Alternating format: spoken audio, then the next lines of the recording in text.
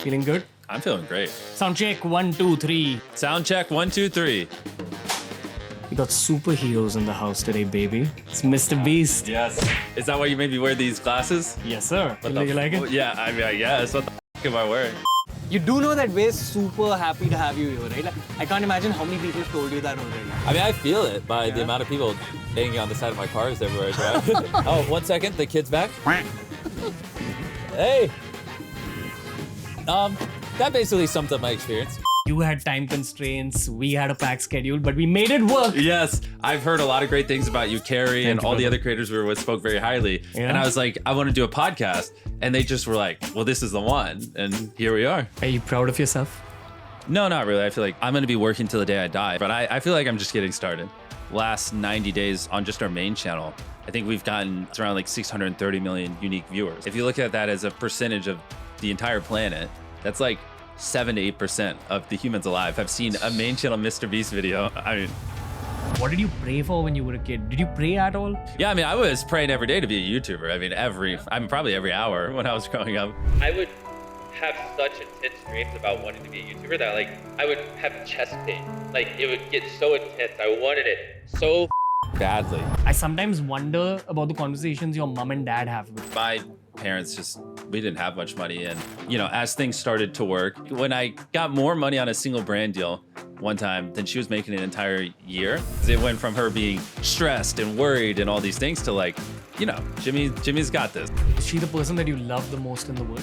I'd say it's maybe tied between her and my girlfriend. Do you ever cry in front of your girlfriend, or do you vent to her? I'm sure I've cried in front of her. Yeah. What made you cry? Man, you're making me have to dig deep on that one. I'd love to take you around in the Himalayas. I would love to meditate with monks and you in the mountains. Like Steve Jobs was big into that kind of stuff, and so attributes a lot of his success to the culture here and that kind of thing. So Barack Obama used to carry an idol of Hanumanji. So we pray to him when we want motivation and strength. Guru that Steve Jobs went to also prayed to this same deity. He'd take you to the exact place he went to. ooh. My theory about you is that you can't get to this level of greatness without some element of self-doubt being a part of the mind. I would invest every penny in my bank account into a singular video, and I would go all in. And I would question, like, is this what I should be doing? Like, Are you happy in life? oh, that's a deep question.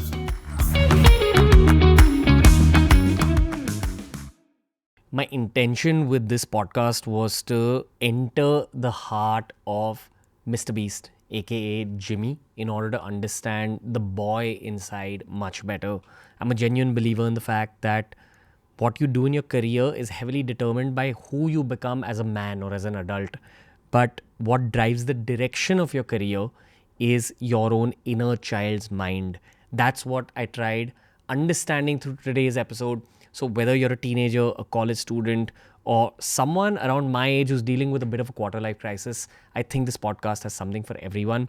It was a bit of a chaotic experience getting this podcast done because of some trouble with syncing up our schedules, but we got it done. It's our first dynamic podcast, and what I mean by that is that it was partly shot in a vanity van, partly shot in a car ride from a studio to Mumbai International Airport. It's one of the unforgettable podcast shooting experiences of my life. I hope you're going to enjoy it as much as we enjoyed creating it. And before I let you slip into this podcast, what I'll leave you with is a warning. Trust me, do not miss Beast Games. It's live on Amazon Prime Video on the 19th of December. We saw episode 1. If you think MrBeast's YouTube content is gripping and mind-bending, wait till you watch this show. Beast Games releases on December 19th, but first, enjoy this very heartfelt conversation with our boy, Jimmy.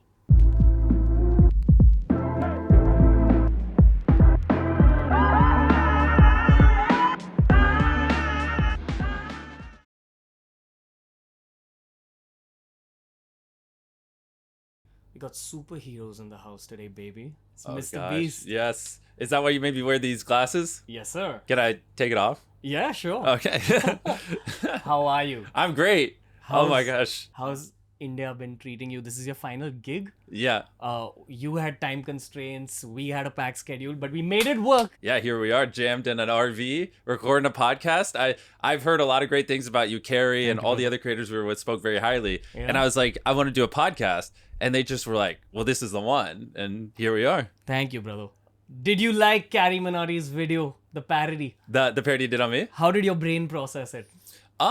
I mean, I thought it was funny, and he obviously involved me in it and like showed me it early on, and so some of it, to be honest, I didn't fully get certain references because I don't watch all the creators here in India, so you know, I just assumed if I knew who they were, I'd probably find them funnier. But like the gaming section, I thought was pretty good. Obviously, the part he filmed with me in America, I thought turned out pretty good.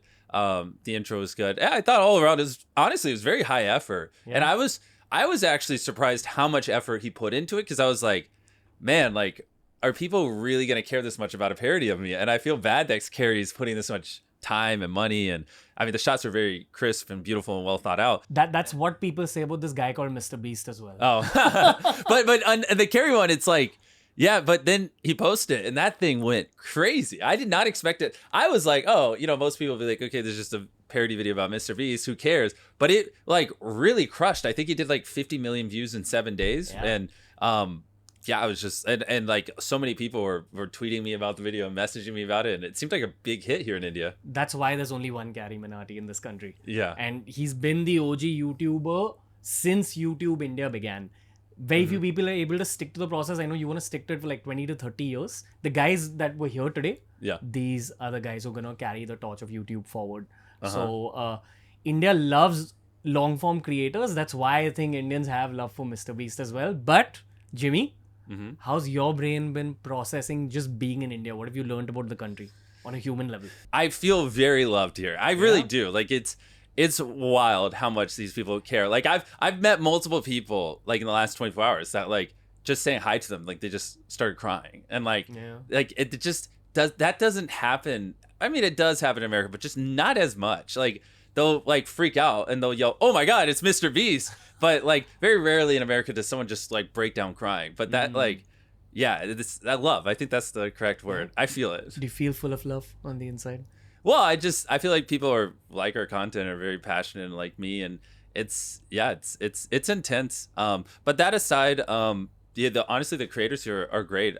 You know, I became friends with Carrie a couple months ago when we filmed the collab. When he came in our 50 YouTubers Cube, got to know him. Then we did the collab video, and we've just occasionally been chatting and talking. And he's super cool. And then he introduced me to you and a bunch of other creators here. And yeah, it's just great. It's like a whole new world, right? I know just about every English speaking creator or a lot of the really big ones, but you know, it's like I feel like every day I'm learning about a new channel in India that's getting like 10 million views a video, 20 million views a video. And I met even today a couple of creators I didn't even know existed that are just killing it. And so it's been fun getting to know the creators here. Met a couple people from Bollywood that they were super nice. Who did you meet? Well, actually, more important than that, I met the chairman and CEO of T-Series. Did I tell you that? I was at the Bhushan Kumar. Yeah, BK. I was at the T-Series HQ earlier today. Did you address it with Bhushan Kumar, the sub war? You know, we talked about it. I mean, he didn't have any ill will. I don't have any ill will. I think, you know, it was just kind of a fun thing, but obviously we have a lot more subscribers now. It's not really a sub war anymore. You know what I mean? Yeah. So he's a hustler as well. Like if you've hung out with him, he's very intense, just like you. Yeah, he seemed very intelligent and very passionate about what he does. Yeah, I think anyone who's seen any of your podcasts knows that you're a bit of a Cristiano Ronaldo mindset kind of person. Interesting. Most people usually say Kobe Bryant, like the Mamba mentality. Yeah. Okay. Similar. Yeah. Do you know what this logo is? So it's our Indian cricket team's logo. Okay. Have you heard of Virat Kohli? Of course. I've been wanting to film with Virat for the longest time. Yeah? Yeah, no, that guy, I mean, I don't know much about cricket or too much about him, but I just know like people here worship him and love him. He's our Jordan. Like Really? He's Michael Jordan of cricket. Yeah. Yeah, and he's pretty much the biggest icon in the country right now. Do you think I could get him in a video? Yeah. You think he'd be down? Ooh, yes. Bro, if anyone's listening, help a boy out. But by the time this goes out, my video on the 30th will go up of November. Did I tell you that I filmed a video with Cristiano Ronaldo? I'm happy. Yeah. Yeah, we did this series. So we had a person compete against Ronaldo for $1 million wow. in target practice in football. We also had Tom Brady in the video, the #1 American football player. We had Noah Lyles, the fastest man on the planet. We had like Bryce Harper, one of the best MLB players in the world. Like we had all these superstar athletes, Joey Chestnut, Bryson DeChambeau, and we did like these athletic challenges with like average everyday people versus world-class athletes to see who wins. How do you think of all this wild shit, Jimmy? Like, I know you've spoken about your process. Yeah. But I want to know what happens on the inside, man. Where does that first idea drop in your head? I have a phenomenal team of people who, you know, are, I used to obviously raw brainstorm everything all day, every day. But now some months, especially with the Prime Video show that we were talking about and the YouTube channel, some months I'm filming 25 days, 28 days a month. So a lot of things I used to do, I just can't do anymore. Like even things like this, you know, like I'm not even counting this, like the CarryMinati stuff we just shot and this podcast, like in that 25 days of filming. That's like 25 days of just like main channel or the Amazon show filming. So I don't really have much time to do, like, I used to brainstorm an hour a day because, you know, it's much easier to make one video like it's 50 million views instead of, as I've always said, 100 videos that get 500,000 views. And so, you know, why work 10 hours on something that's going to get, 1% of the views, where you can just spend an hour a day on ideas, blah, blah, and get more views. But now I've just kind of built a team that does it. And then, you know, they help give me like the raw, because I work really well off of inspiration, and they just give me the like a bunch of raw ideas. And then I flip through them and, you know, like an hour a week. And then I'm like, oh, that's good. And I get inspired and come up with something like hey, what was one they pitched recently? Like an idea on the sheet was like, my neighbor's house burned down, so I bought him a mansion. And I was like, oh, that's an interesting idea. I don't want to do that. But and then I was like, what if we did Last Leave Mansion, and we like bought a giant mansion, put 10 people in it, and it like, and then Last Leave keeps it, and like, and the video potentially went a year, you know what I mean? Like, because usually for these long distance videos, we usually do like 100 days. Now I want to start doing videos that are like a year long, because I like no one's done that. And I think that'd be cool to see like a longer term progression. So like, that's an example of like an idea about a mansion, you know, inspired me to want to do a different idea with the mansion. So I just like, you know, to take that kind of stuff in. You know, this is something I've always wondered about you from the time you appeared on Joe Rogan. Yeah. It's a very Indian thing to ask someone. But what did you pray for when you were a kid? Did you pray at all? Did I pray? I was relatively religious growing up, but not as much anymore. I hope to, you know, I see people who are very religious and they seem typically very happy, you know, because they have something that they look forward to and it fulfills them. And so I hope to find that one day, but it's just like, there's... my definition of prayer isn't like asking God through a ritual. Yeah.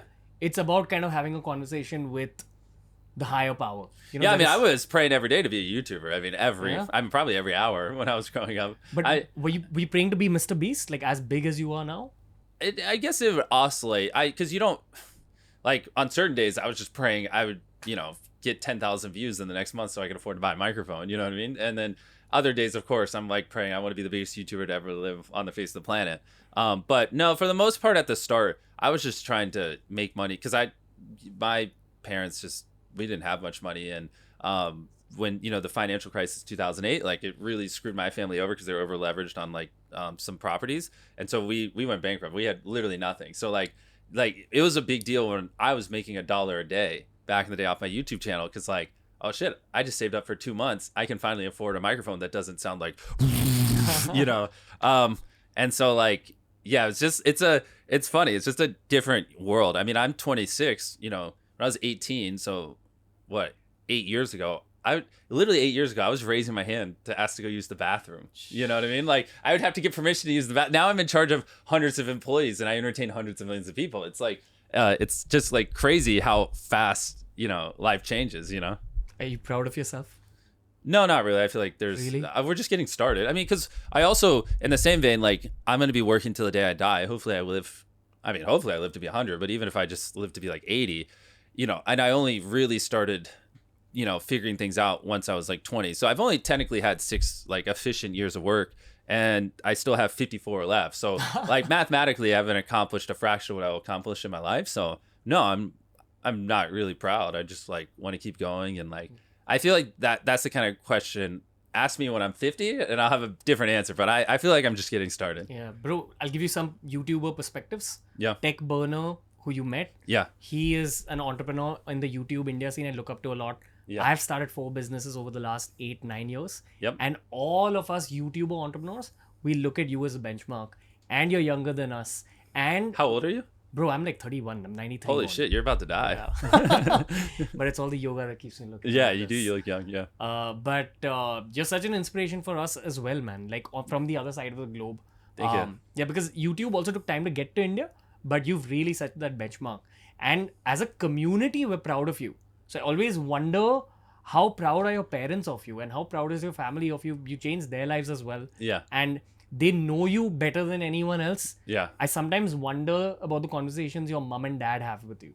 Well, my mom is obviously incredibly proud. I think she actually sent me a text like 2 days ago, just like, it's a long message, but she's just like, I'm so proud of what you accomplished. Thank you for keeping me on the journey. And not every son in your position would involve their mom and blah, blah. And it was like very heartfelt. And I was like, oh, that's sweet. She loves it, right? Because obviously, you know, she has now more money than she would know what to do with. Obviously, I took care of my mom, set her up, make sure her mortgage is paid off, that kind of stuff. Yeah, I mean, for my mom, it's just like, you know, 6 years ago, 8. I mean, there's a time within the last decade where, you know, she couldn't afford to buy me a car so I could drive around when I had my license. She couldn't. There's a lot of things we were saying no to that I really wanted because we just didn't have the money. And there's a lot of like struggle, and sometimes she was working 2 jobs. Like it was not easy for her. So to go from that to the lifestyle now, it's like, I mean, she's so wildly grateful and happy, and it's like, it's cool to see. Like she invested, you know, 21 years of her life into making me who I am and to raising me. And, you know, I wasn't always the easiest to work with, especially when I was younger. I had horrible communication, and I was very passionate about wanting to be a YouTuber. So I wouldn't study in school. I would do this thing where I just put my backpack in my locker. Like I wouldn't even bring books home or anything.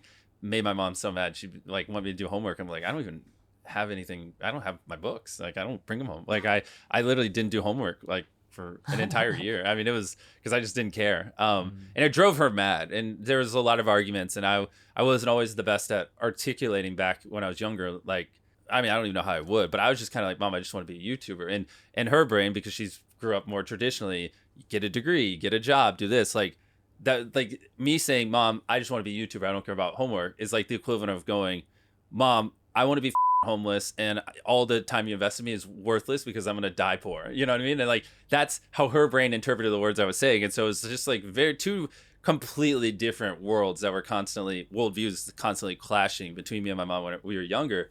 And yeah, that was not easy. But you know, she never gave up on me, and you know, we obviously figured it out. But it was like, because I love her and she loves me, but it's just like, this is just something I was so adamant about and so passionate about that I was just like, I'm sorry, there's nothing you could say that will change my mind. But you know, as things started to work, she eventually came around to it. And like when I got more money on a single brand deal one time than she was making an entire year, that's when she was like, okay, I get it. I see. She's like, I trust you. And she like fully backed off. And ever since that day where she just was like, I trust you, Jimmy. I believe you know what you're doing and you're going to figure it out. It's been completely different because it went from her being stressed and worried and all these things to like, you know, Jimmy's got this and I'm just along for the ride. And she helps me with a lot of stuff. Early on, she helped me build the business and stuff like that because when I was a teenager, when I started hiring people, I didn't know what I was doing.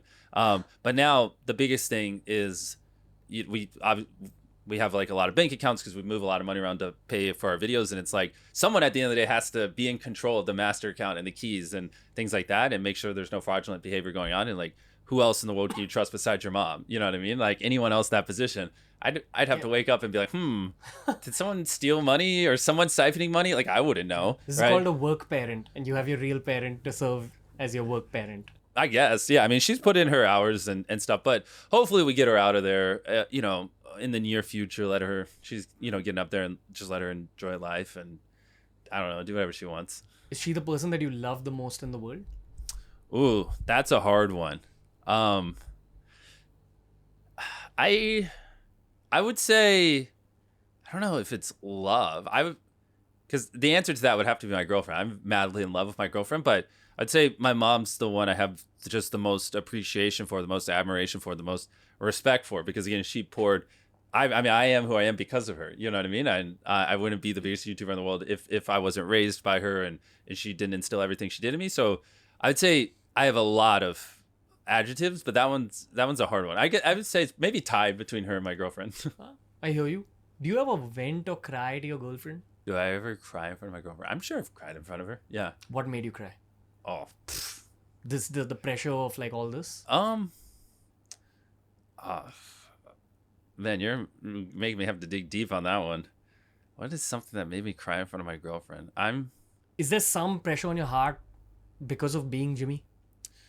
Oh yeah, I mean a lot. Yeah, I mean in the last 90 days on just our main channel, I think we've gotten I think it's around like 630 million unique viewers. So like if you look at that as a percentage of the entire planet, that's like 7 to 8% of the humans alive have seen a main channel MrBeast video. I mean, thanks for the fist bump. And a way bigger series is coming your way, guys. Yeah. We've seen episode 1. You are not ready for this. Yeah, I will talk about that a bit. But to wrap that point, it's just like, yeah, a lot of people see me. Arguably, like, there's very few people on the planet whose face is seen by as many humans as mine. And so it is a lot of pressure. It's a lot of stress. And I employ hundreds of people. And we do very incredibly stressful projects on a bi-weekly basis that, you know, I think anyone in the world would struggle to pull off what we do. And I think people don't realize how hard it is. Like, you know, like one of our recent videos, we put 2 people in a bunker. And if they lived in the bunker for 100 days, they win $500,000. And like, we legitimately had to dig a hole, order a bunker, put the bunker in the hole, fill it back up, build a tube up. You then have to set deck the entire bunker. It's 2 floors, everything.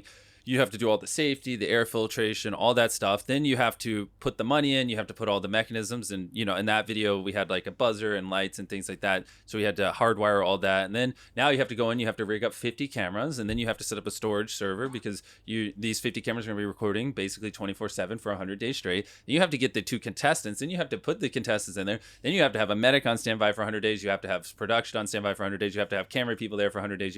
I have to then come there every couple of days and film with them and all these things. And then you have all these challenges that have like these, like we spent millions upon millions of dollars making that video. And that's a video that, you know, months upon months upon months of work, months upon months of filming, you know, probably a month or 2 of editing. Like that's like a massive undertaking. And that's just one of, you know, I don't think there's too many humans in history who've had to troubleshoot as much as you've had to troubleshoot in your career. Yeah, I mean, it's not just troubleshooting. It's troubleshooting across a different wide spectrum of problems because it's like one day you're trying to figure out how to bury a bunker. The next you're trying to, I mean, I'm just trying to survive on an island because I'm doing 7 days on a desert island, or I'm trying to figure out how to not get a blood clot because I'm buried alive for 7 days, like in a coffin, and you're not moving. And so because you're laying down and you could get blood clots in your feet. So I'm trying to solve that. And then the next day, you know, it's like, oh, we want to, I mean, we do a lot of hard things like the Beast game show that we were talking about that based on when you post this, your post is in mid-December, it's out, it's on Prime Video. Like that was, I mean, you tell them what you thought of episode 1.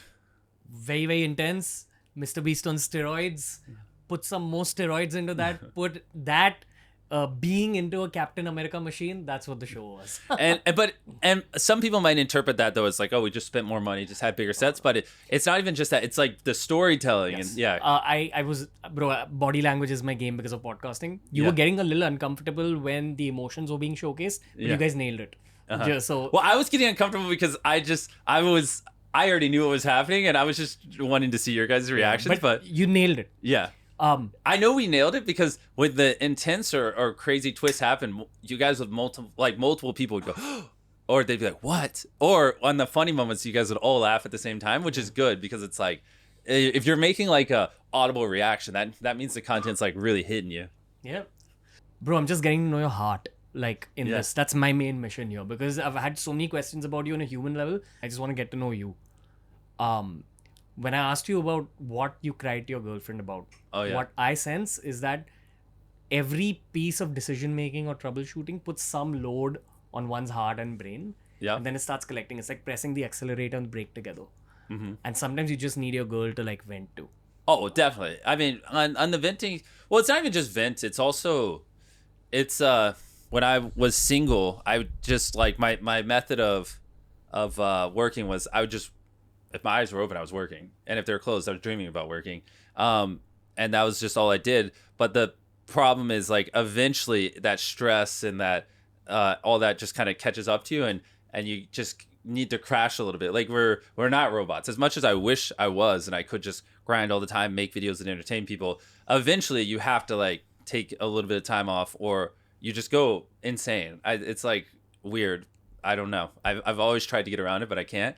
And so, like, those crashes would be pretty rough for me. Like, if I went super hard, like 15, 16 hours a day for like 8 or 9 days in a row, that 10th day I would like hit a wall, and like I'd wake up and just be like, I feel like I'm losing my mind. And then, you know, I'd take like half a day off, and then I'd be perfectly fine. I'd go back to the grind.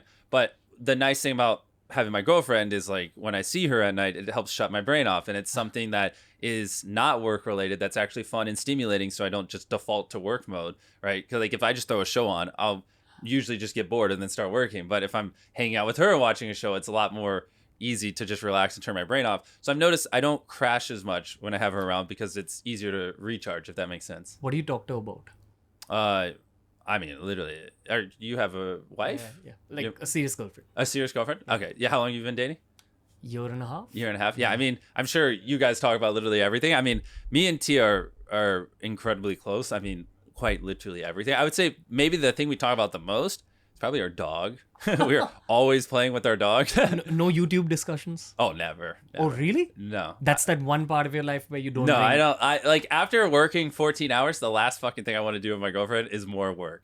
Like, I mean, I'm sure, obviously, I'll show her my videos, and, you know, maybe we'll discuss like a newer video. But it's probably like 2% of what I talk to her about is like YouTube related. It's a lot of just, now that I'm like thinking through it, like we have a dog named Alfie. We play with Alfie a ton. We have a Shiba. It's really adorable. And then, yeah, we usually listen to podcasts. Or I want to get you guys in the car. We're stopping midway. We'll continue Okay. this in the car. So, Jimmy, we get to have a nice chill conversation at this Oh, point. 1 second. There's a little kid knocking on the side of the van. But anyways, don't worry about it. How's your brain processing India at this point on the way to the airport? Oh, 1 second. The kid's back.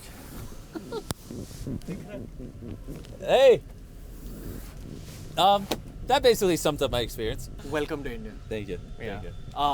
You do know that we're super happy to have you here, right? I can't imagine how many people have told you that already. Yeah. I mean, I feel it by the Yeah. amount of people banging on the side of my cars everywhere I drive. Okay. You're speaking about your girlfriend. Yeah. Where were we? I forgot. Does it... Okay, if you had 100% in terms of total brain bandwidth, how much of that bandwidth goes towards work? Probably 99.5% of it. So, and the remaining 0.5? Also work. I mean, I guess, I mean, because what do you consider brain power, right? Like, obviously, sometimes I'll watch shows at night with my girlfriend, but I don't really consider that brain power. That's just like me being a zombie and decompressing. But if I'm like actually thinking, like my brain's actually on, I'm working, you know? Yeah. Who do you look up to in life? You know, one thing is, it's hard to just blanketly pick one person, because I've gotten to the point where like no one's perfect, right? And so it's hard to say like this is the person I want to be, because everyone has their flaws, and there's always things I don't like about certain people. So I found that I don't look up to people specifically, I more look up to traits people have, if that makes sense. So like Elon is definitely not perfect. I think that's pretty obvious to everyone who's opened X at all. You know, he's saying some days just batshit crazy stuff. But you know, his vision he has for his companies and the way he's, you know, pushes them to do things that were just not even humanly possible or imaginable, you know, a decade prior, is like very admirable, and that like is something I look up to. It's like, have you had a conversation with him? Yeah, briefly at the Super Bowl. We passed. I mean, it was like 30 seconds, nothing of substance. But if the ice broke that day, what would you have asked him?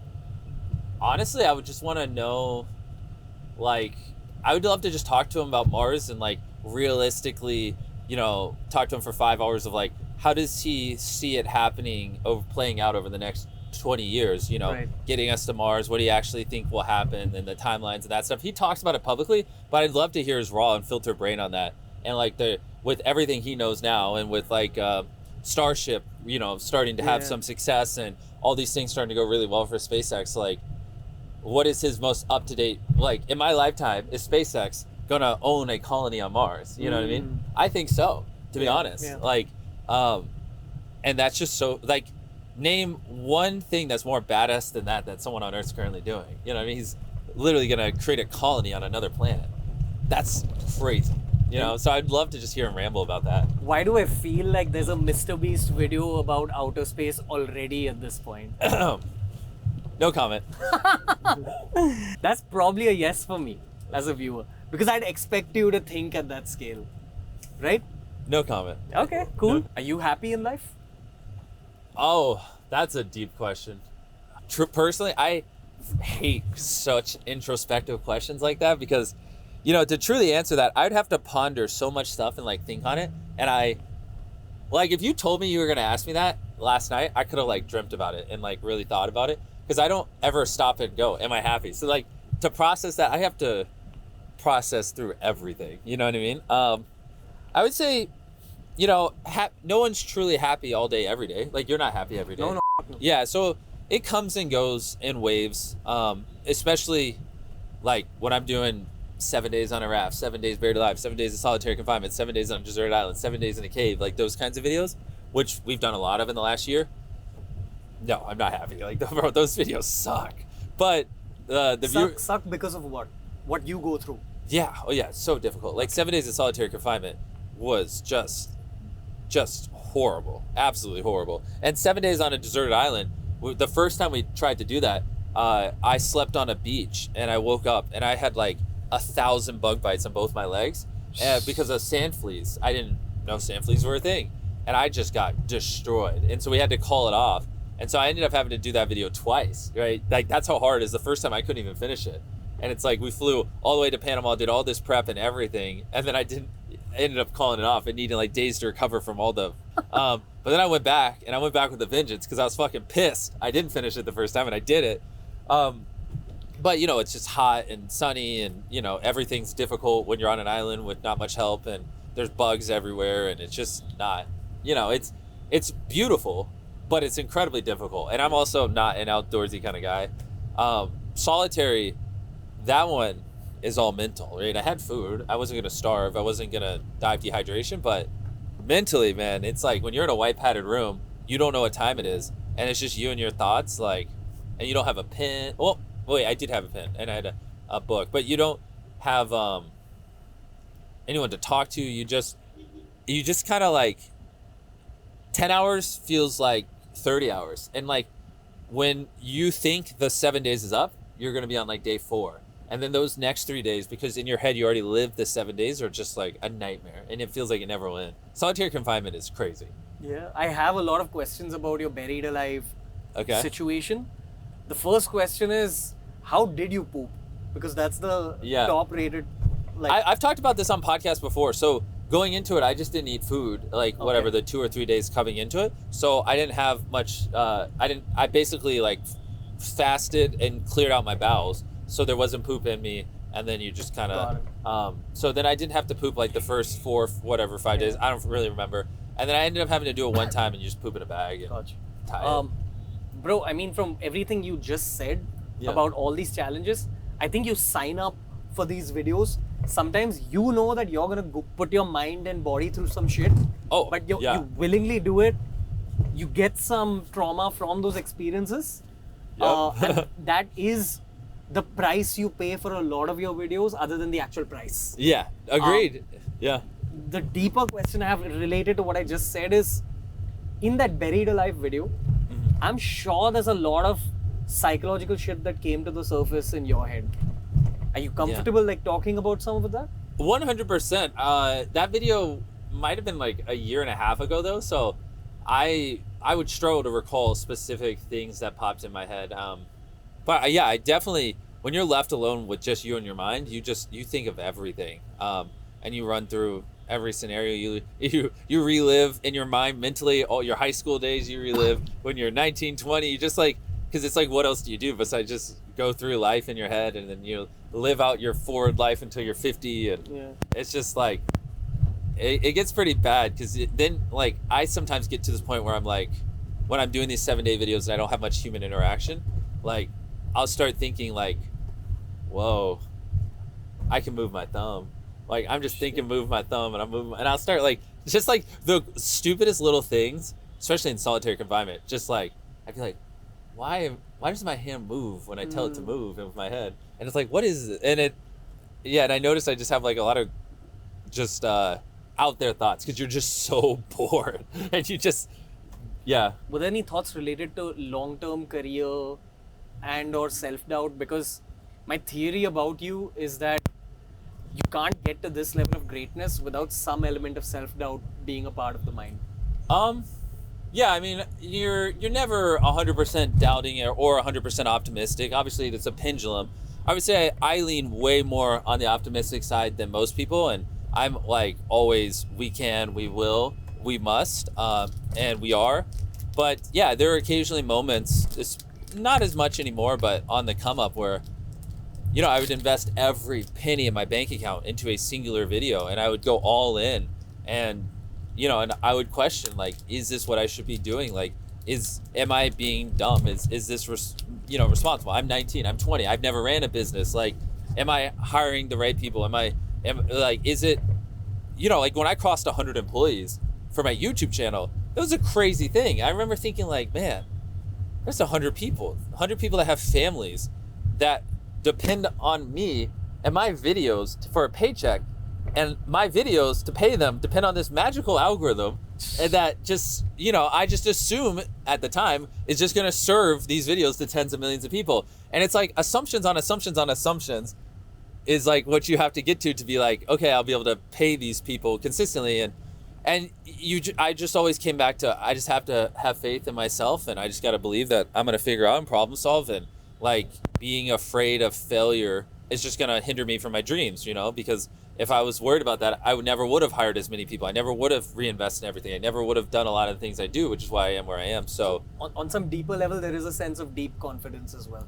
Oh yeah, I said, you know, more optimistic than pessimistic, but yeah, I've always, actually not always, but I don't know what age it was, but there's definitely a turning point where things started to really click for me on you. Like the first, from like 11 to 16, there was not deep confidence. Like I remember nights like, so I had a ceiling, like picture these lights, but in America there's these ceilings with these little divots on them, like white ceilings with little divots. I don't know if that's just an American thing, but I remember just laying in bed staring at my ceiling, and some nights when I was like 14, 15, I would literally like cry because I wanted to be a YouTuber so badly that I would get so emotional. And I was like, the fact that I wasn't at the, you know, now I would tell myself, bro, you're making garbage videos. Like, of course you weren't getting views, you didn't deserve views.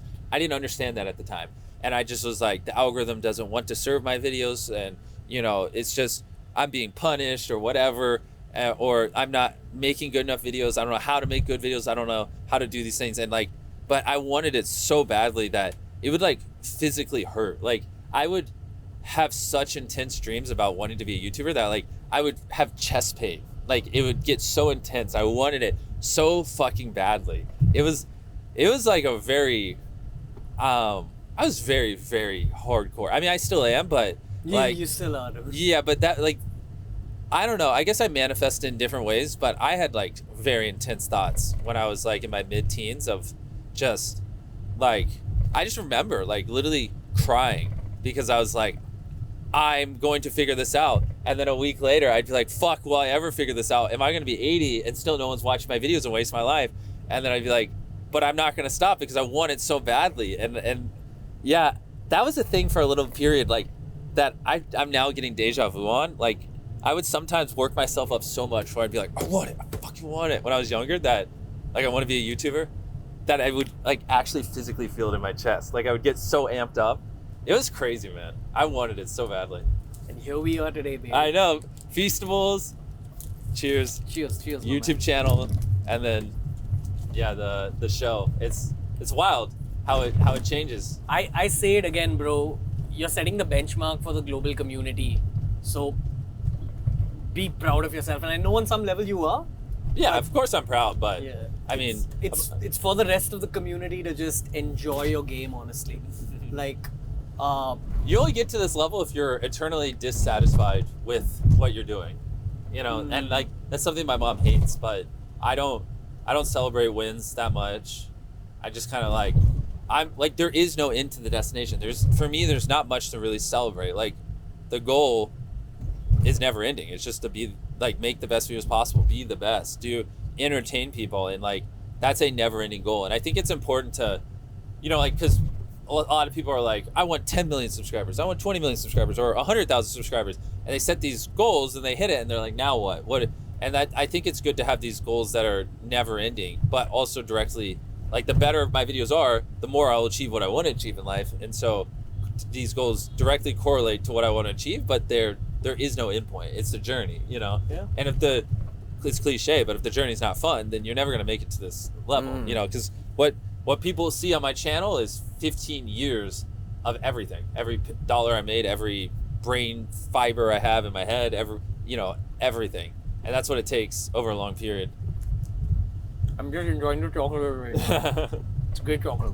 Yes. How about you? How's life been? How long have you been doing this? Been doing it for like 9 years. Okay. The thing is, when you live in this country, because of the wealth disparity and all that, you grow up with that stuff. You feel a certain sense of responsibility to society, which I know you feel as well, with everything you've done in terms of charity and all that. Yeah. But there's another layer of life that you feel in this country where you become deeply reflective. Like all these questions I'm asking about happiness, it's an outcome of having lived in India for like 30 years of my life. You think a lot about life, you have a lot of questions about life. And I asked you about prayer. Yeah. I think in this country, prayer is a very central part of our lives, and it's not praying to God in a religious place or anything. It's just your own relationship with the divine. So for me, I know at some point I'm going to step out of my material chase and pursue that journey to the divine. It's just while you're still alive? While I'm still alive, yeah. Interesting. Yeah, I have the option to do that now financially, but I'm not done in terms of societal impact, and I really enjoy meeting different kinds of human beings. Yeah, you wouldn't be able to drive to the airport with me while kids bang on the car door. Yeah. But I mean, the podcast is the secondary experience here. The primary experience is to just meet a great soul, because I genuinely believe people like you are chosen by the universe, and the universe only chooses its purest souls to be at the forefront in the way. Because, bro, people know you on a worldwide scale. You're experiencing a level of fame that very few humans have ever experienced in human history. So it doesn't just happen randomly, and it definitely doesn't just happen through hard work, because there's a lot of hardworking people out there, but there's a deeper layer, or at least that's how my country's taught me to think. Yeah, I agree. It's not just due to hard work. But yeah, I mean, obviously I have success bias. Every successful person believes there's less luck involved than there was. And but I think if someone does work hard and intelligently, because we all have, if you're watching this, access to the internet, so you can basically learn anything there is on the planet.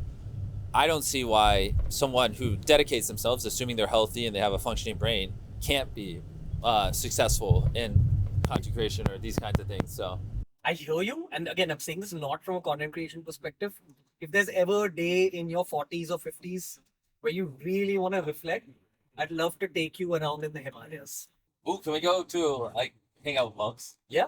That would be sick. You want to? Yeah. So that's all we do. This show is actually primarily built upon conversations about monkhood and that kind of stuff. That would be awesome. Yeah, if I could go take a week off and go live and train like a monk and pray and all that stuff, and that'd be detached from tech and everything. That'd be a lot of fun. There's a lot of secrets in the Indian mountains. There's a lot to see, to experience. Have you seen Doctor Strange? Well, here and there, yeah. It's loosely based on some real concepts that we have in India, but the rest of the world doesn't know much about. What are some of these secrets? Still them? Bro, I have a lot of neuroscientist friends because of the show. Yeah. My girlfriend's a neuroscientist. Oh, really? Yeah.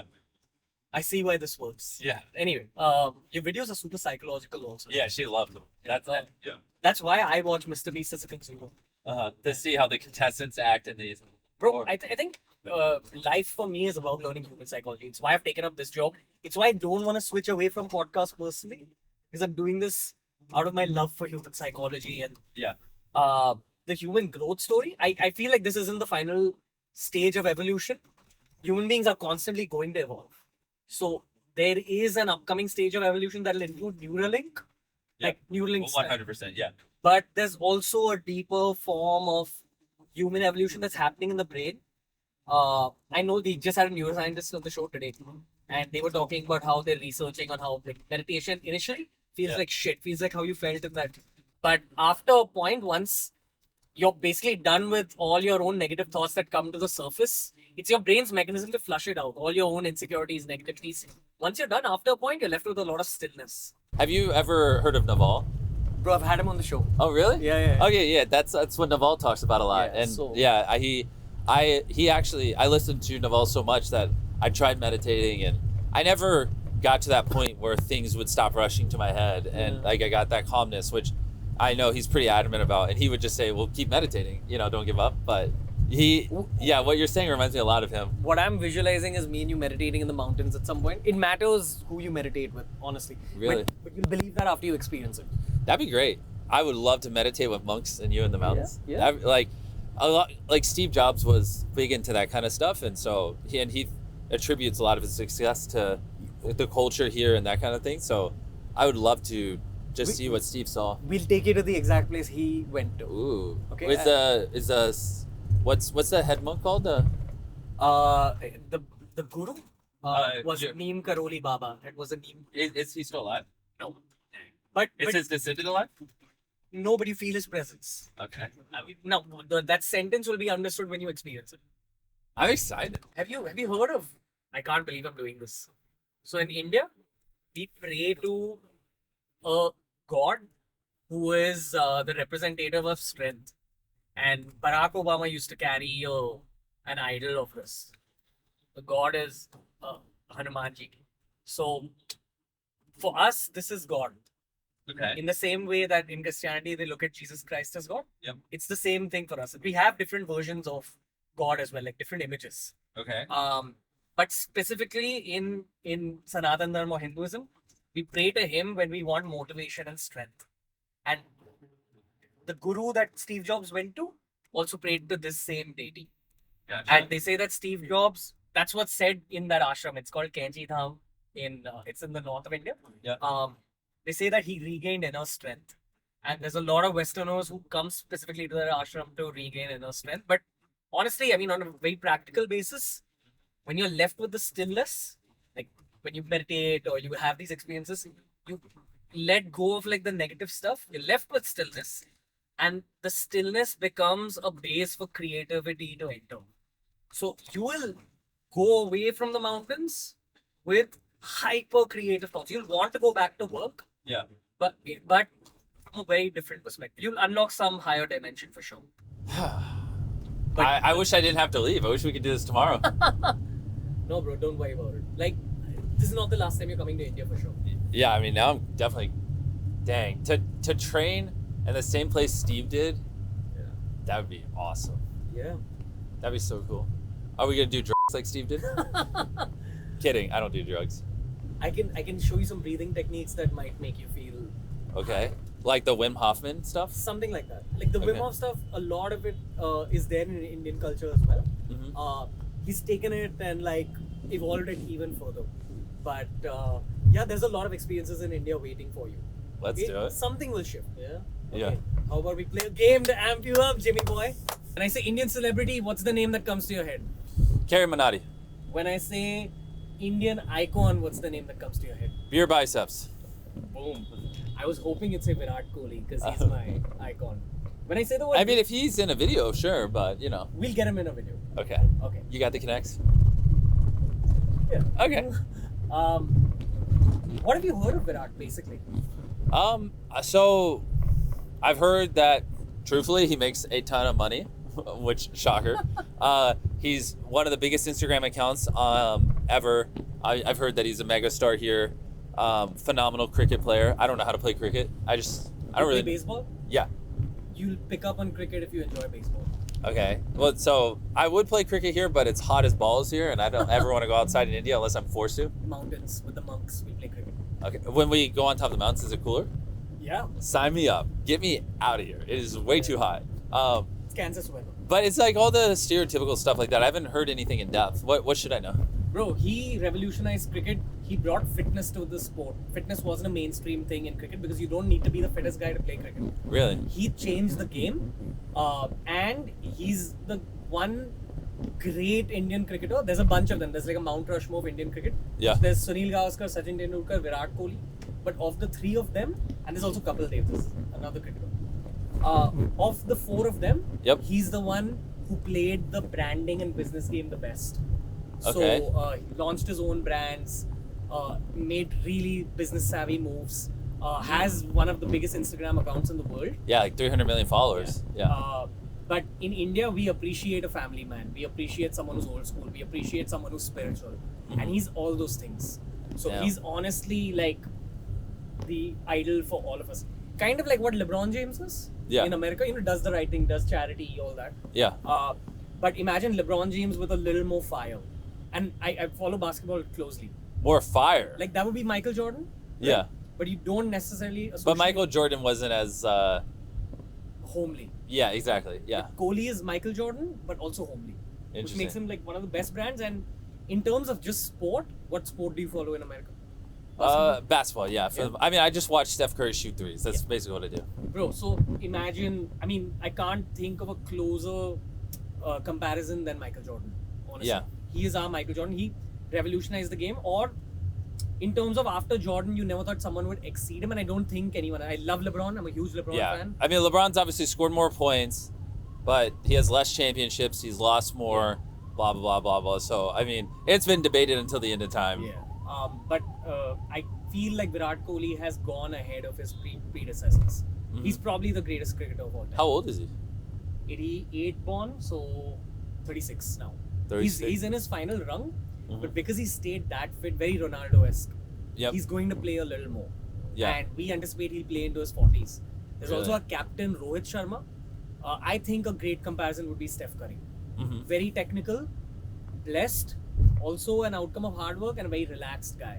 Yeah. But he's our captain and we won the World Cup because of him. So, You guys won the last World Cup? Yeah, we won the last World Did Cup. you guys go crazy when that happened? Happiest day for every Indian. That's awesome.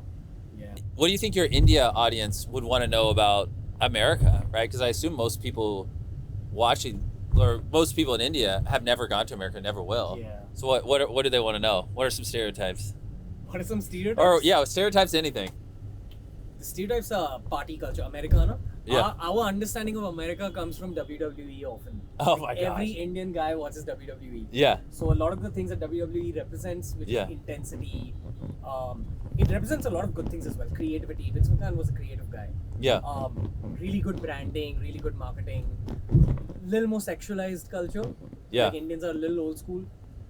Party, but also you guys know how to grow your careers. India's in a very aspirational phase. Yeah. All the young people here want good careers, and we all look towards America to kind of coach us indirectly. Yeah. So we need coaching. Where do you see the India economy 10 years from now?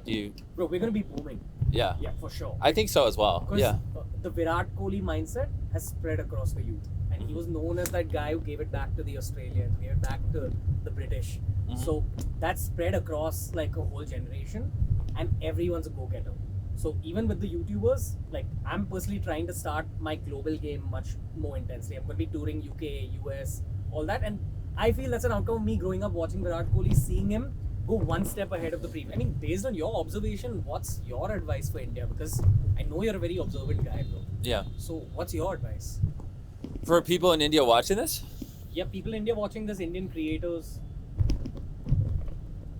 I would say try to, it will take many, many years to achieve what you want, and try to predict where the world will be in 5 years, not necessarily where it will be now, and like just really don't be afraid to think outside the box. It's like when I was first blowing up, this kind of genre that I do with these big spectacles, they weren't a thing. And if you asked anyone, 6 years ago, 7 years ago, they would said no one would ever be making YouTube videos of these scale. That's not how YouTube works. But I just really believed in reinvesting and scaling up, and that we could. And so it's just like, I think, right now, when some India creators, when I talk to them, they're complaining about their CPM. They don't make much money, and it's like their ad rates are low because obviously people in India don't make as much as USA. But the thing is, like, will that be the case 5 years from now? Will that be the case 10 years from now? I think, I think the opportunity to generate revenue is just going to keep growing and growing and growing here, and it's going to become more and more lucrative. And you just like, if you're a creator, you just need to keep honing your skills and and stay on top of things. Which audience do you enjoy catering to from a global perspective? I mean, I'm biased because I'm in India right now. India, to be honest, Yeah. I just, like we were talking about before, I feel really loved here now, and I feel connected with a lot of the creators, and so I feel kind of at home in India almost. So I would say this is, outside of the US, this is the audience I would love to pamper the most. Yeah. Who do you think will be the first creator in India to hit 100 million subscribers? CarryMinati. Really? Yeah. Okay. Because I think there's no one else who does entertainment that way. Everyone else is even more Indianized. Okay. I think of all of them, he has the best chance. And With his 4 videos a year, 6 videos a year, what does he do? maybe he'll amp it up. Maybe he'll get into animation. Bro, I would love to try aiming for 100 million. Yeah. But see, that's the thing. I'm next to an American brother. You're putting that thought in my head. It's Yeah. not a thought I have inherently. Well, and it's a vanity metric, so that's where I wouldn't make that your goal, like, because I mean, I want to appeal to the world. That's my Yeah. goal. So maybe maybe I'll elect myself. for appealing to the world, for you, it's just dubs and international guests like me. Just have people that are relevant around the world. Yeah, honestly, I just want to leave the world a happier and more peaceful place. Yeah. That's the actual goal behind the content. I think the core of this conversation is about your mindset. I've learned about you even more deeply. I'm grateful for your time, brother. I'm grateful you. for all the work you do. I wish you even more love and success. I wish you much more peace, many more ideas. And something tells me I'm going to see you in the mountains at some point. Oh, 100%. Okay. Thank you for having My me. man. Can I do the double dab shake? Get you a beer, grow your biceps. We'll see you later. Thank you, my man. Yes. Really appreciate it. Yep. You're a uh-huh. special soul, bro. Had a blast creating this one. Didn't get as much time as I'd like to get with Jimmy. Couldn't go as deep as I wanted to go in this one, but what I know is that Jimmy's going to be back in India. We're going to be going to the Himalayas. Going to have longer, more extended, more peaceful conversations about life and mental health and the health of one's heart. Absolutely enjoyed just meeting this human being in real life, and absolutely enjoyed bringing it to you guys. Thank you for your support. TRS will be back soon with many, many more themes and many, many more topics. Do check out our vast library of podcasts that we've created over the last 5 years. This was MrBeast featured on The Ranveer Show.